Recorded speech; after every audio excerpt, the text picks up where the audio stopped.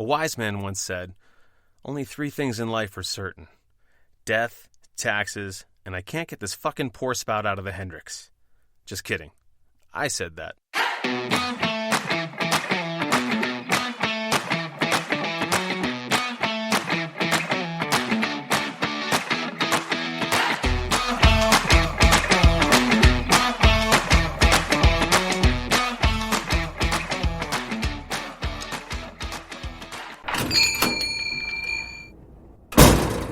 Hey there. Welcome to episode 1 of Behind Bars, Cocktails, and Wasted Nights. I'm your host, Greg. I've been working as a bartender for over 20 years. None of it by choice. And over those years, I've seen a lot. My goal here is to share some of those high and low lights with you. Let's see. Where to begin? I suppose at the beginning, right? Before you get settled in, you'll probably need a drink. For this one, I recommend an old-fashioned. Grab a tumbler and a jigger. You'll need rye or bourbon. I prefer rye. An orange slice, Angostura bitters, some simple syrup, and if you don't have that handy, just use a half packet of sugar in the raw, and if you're doing it right, a Luxardo cherry.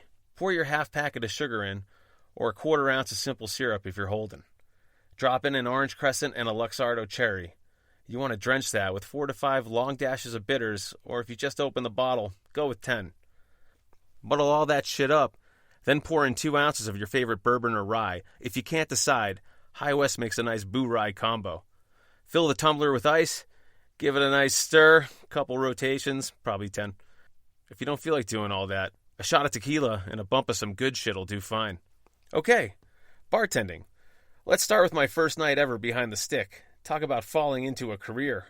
Jesus.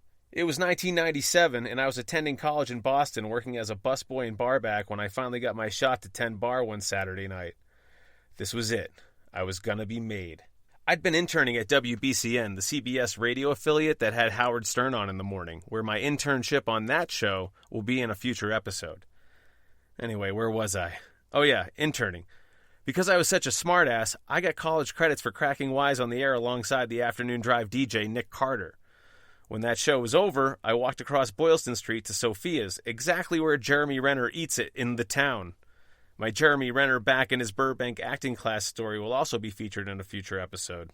Anyway, where was I again? Oh yeah, there, at Sophia's, where I went from the regionally famous intern Studley to guy who carried 20 cases of beer up the back fire escape to stock up for the onslaught. I hauled the beer up the fire escape because the downstairs walk-in and the elevator were permanently on the fritz. Don't worry. It wasn't one of those zigzaggy ones.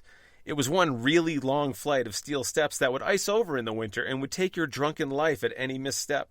Then I'd spend an hour cutting fruit, feeling the sting of citrus in every tiny cut on my fingers. And when you're a barback, you have a lot of tiny cuts on your fingers. Next, the bartenders would come in, give me $80 and send me to the Cocina to score a couple of G's off our line cook Juan Carlos. Yes, they were 40 each. It was 1997. Fucking inflation.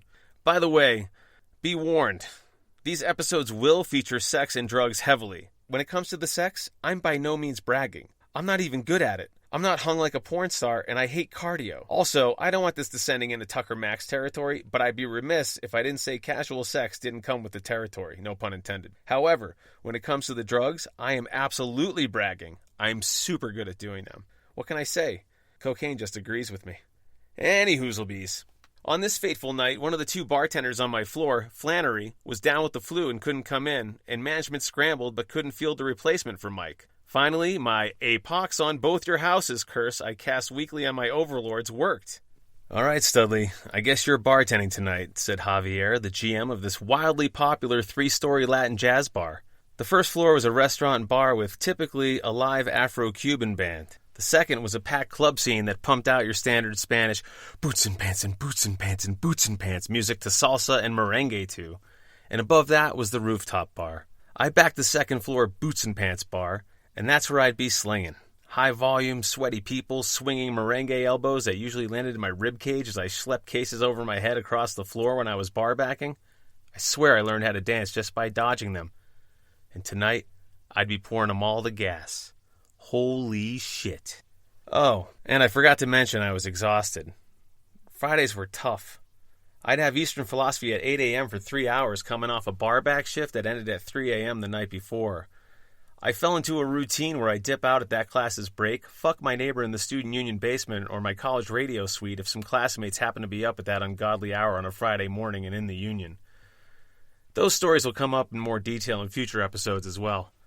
Anyways, after that I take a 15-minute nap, toss my pillow and blanket back into the locker I kept there, zombie trudge across Boston Common to my history of media class on Tremont for 3 hours, go be funny on the radio for another 4 hours, then walk across the street where Jeremy Renner bought the farm and carry shit.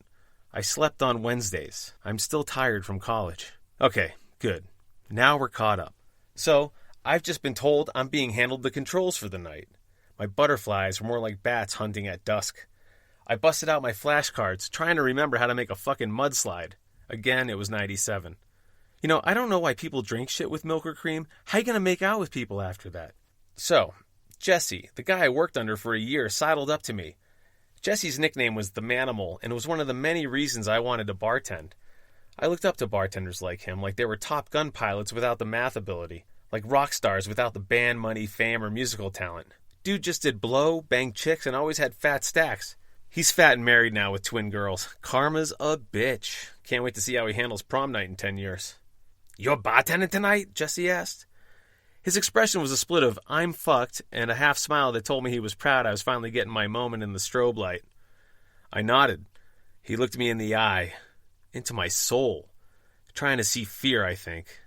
Satisfied I was cool, he reached into his pocket, reached toward me. I held out my hand and he dropped a pill into my palm. "Here, take this. Don't do anything stupid." He walked away to set up as well.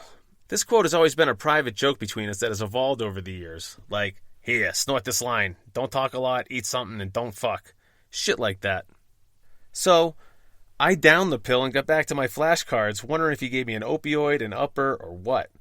Back before West Virginia ruined everything and the opioid crisis became a thing, we downed Vicodin and Percocets like Skittles. No one had a problem with addiction to them then. It was just a focus in, scratch your shins, move like rushing water, and pretend you're interested in conversation before things got too fast for talking. I felt this familiar tingle wash over me. Shit. I knew what this tingle was. The last time I felt this tingle was the first time I took the same kind of pill where I ended up half naked on my apartment lawn tickling myself with a sock. Again, future episode. I ran into the bathroom and looked in the mirror. Yep, my pupils looked like drink coasters. I ran back to the bar. What was that you just gave me?" I asked. "Ecstasy, the fuck you think it was?" Fuck. I thought I felt a synthetic warmth coming over me. Instead of panic, I smiled. This was gonna be great. What could possibly go wrong? Don't answer that. The crowd trickled in, and I was rolling hard, rolling my face off. Like each inhale and exhale was like a shiver. I was like, "What can I get you?" But I handled it. The first 10 guests weren't a problem. The hands were a little shaky, but I soon got my sea legs under me. After the just the tip intro to serving up the drinks and working the POS, things escalated quickly. The lights were down, the place was packed, Suavemente was throbbing through the speakers, and I looked over at Jesse, and his arms were flailing like Neo at the end of The Matrix, an octopus on 60 milligrams of Adderall. Then he looked at me and ceased all movement. Well, not all movement. He froze for a second, then dropped his head and shook it in sheer regret, but was laughing at the same time. This was because not only was I not making drinks, I had reached over the bar to massage this girl's hair and the nape of her neck. We started making out, and then she took off my pants, and then I turned on the TV. Just kidding. Either way, I was officially a bartender. "Greg, little help here?" he yelled. I totally heard it, and I totally ignored it. Poor guy hadn't even had a second to bump up in the restroom and was totally going it alone while I was tongue wrestling with some hot BU co-ed from Manhattan. Always the give me an inch and I'll take a mile kind of guy I am. My motto is, I'll try anything once, a lot. I got the bright idea to get up on the bar and practice my Latin dance moves I learned from dodging the crowd, and I pulled her up there with me. I'd be lying if I said I had moves, but it didn't matter. The people waiting on me for drinks, instead of being pissed, cheered for us. We were dancing, forward, back, the secret of the dance, all that shit. It was bliss. I was a fucking spectacle, and they loved it. Unfortunately, a good 5 seconds later, I stepped back and there was no bar underneath my foot anymore. As I began to fall, being the chivalrous guy I was, I grabbed my new girlfriend for purchase and ended up pulling her down with me. I landed hard. She landed on me harder. The crowd cheered louder. She got up laughing somehow. Thank God. Incident report avoided. Insurance left out of the equation. If I was hurt, I obviously couldn't feel anything from the MDMA coursing through my nervous system. As I got up, I spied Javier staring at me coldly from the dogleg of the bar. My fucking manager saw the whole thing. Shit. I shame-walked through the parting crowd to face my fate, eyed a huge pupiled eye. This job was my rent, my tuition, everything I needed to be the first in my family to get a degree. And despite that goal evaporating, I decided to somehow man up and make it easy for him to 86 me. He just stared at me in disbelief as I closed in. I leaned in so I could talk over the music into his ear. "I'm fired, aren't I?" I asked. Javier leaned back. He stared me down with angry eyes Mr. Potato Head would envy, my eyes lowered like a dog who just shat the shag rug. "Let me tell you something, Studley," he said. "It's all about the big show." I had no idea what the fuck that meant. And I had no idea where it came from or why I said it, but someone piloting my brain blurted, "I am the big show, Javier." What the fuck did I just say? Then as soon as he spoke, I was like, what the fuck did he just say? Because he came back with, "Yes, you are. Now get back behind the bar and make some goddamn drinks and try to stay on the floor this time." That was my first night bartending ever. So naturally after that introduction to my unintended career, I obviously had to stick with it. Wouldn't you? I remained employed with the company until I tendered my resignation in 2000 and moved to LA to finish college, where a ton of future episodes will be set. Well, it's last call, so let me give you a tip. If you order a Bloody Mary after 2 p.m., you're an asshole. No two ways about it. Folks, it's been a blast. You don't have to go home, but you can't stay here. Thanks for listening, downloading, and telling your friends. We'll see you next weekend on Behind Bars, Cocked Tales, and Wasted Nights. Cheers!